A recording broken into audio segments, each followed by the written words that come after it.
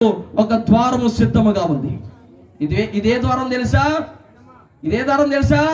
అక్కడ రాయబడింది గొర్రెల ద్వారం అని. ఏ ద్వారం అని?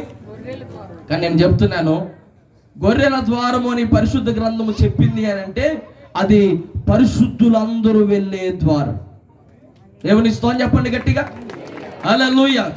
ఎవరందరూ వెళ్ళే ద్వారం? అది పరిశుద్ధులందరూ వెళ్ళే ద్వారం. ఏంటి ఆ ద్వారం? పరలోక రాజ్యానికి వెళ్ళే ద్వారం. అది ఒక మాట చెప్తాను, పరలోకం అంటే ఒకటి ఉంది, పాతాళం అంటే ఒకటి ఉంది, భూలోకం ఉంది. ఈ మూడు లోకాల్లో నువ్వు ఏ లోకంలో ఉంటావో డిసైడ్ చేసుకోవాలి. వింటున్నారా? మీరు ఏ లోకంలో ఉంటారమ్మా? మాయలోకం. ఏ లోకం? కొంతమంది అమ్మా ఊహలోకాలో జీవిస్తూ ఉంటారు, ఊహల్లో జీవిస్తూ ఉంటారు అమ్మా. కొంతమంది ఉద్దేశం తెలుసా? భూమి మీద ఎప్పుడు ఉండాలనుకుంటారు, ఎప్పుడు భూమి మీదే. నేను చెప్తున్నాను, ఈ భూమి శాశ్వతమైనది కాదు. ఈ భూలోకం ఒకరోజు ఎగిరిపోద్ది, ఒకరోజు కనుమరి అయిపోద్ది. మరి ఏదయ్యా ఎప్పుడు ఉండే లోకం మీద చెప్పి అక్కడికి వెళ్తాను. రెండు ఉన్నాయి, ఒకటేమో పరలోకం, మరొకటేమో పాతాళ లోకం. దేవునికి స్తోత్రం. నువ్వు పరలోక రాజ్యానికి పోవడానికి చాలా కష్టపడాలి. కష్టపడి పోదాం అనుకుంటేనేమో నువ్వు ఆ పరలోక రాజ్యానికి వెళతావు, సుఖపడిపోదాం అనుకుంటేనేమో పాతాళానికి వెళతావు. ఏ మార్గంకి వెళ్ళాలో నువ్వు డిసైడ్ చేసుకోవాలి. అయితే ఒక వ్యక్తి ఏ మాత్రం డిసైడ్ చేసుకోవట్లా.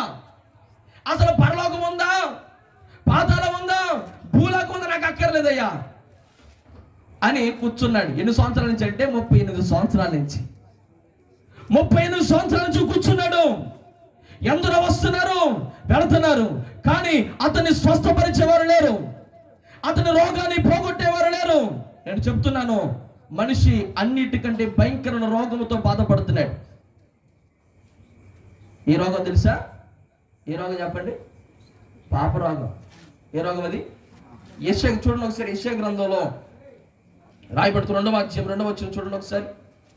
ఐ థింక్ ఇర్మియా గ్రంథం అనుకుంటా. ఇర్మియా గ్రంథం 17వ అధ్యాయం 9వ వచనం చూస్తారా ఒకసారి? ఇర్మియా గ్రంథం 17వ అధ్యాయం 9వ వచనం. హృదయం అన్నిటికంటే మోసకరమైనది, హృదయం అన్నిటికంటే మోసకరమైనది, అది ఘోరమైన వ్యాధి గలది, అది ఘోరమైన వ్యాధి గలది. దాని గ్రహించువాడెవడును? దేవునికి స్తోత్రం చెప్పండి గట్టిగా, చేతులు చెప్పండి అమ్మా. ఇంకొంచెం గట్టి చెప్పచ్చు. హల్లెలూయా.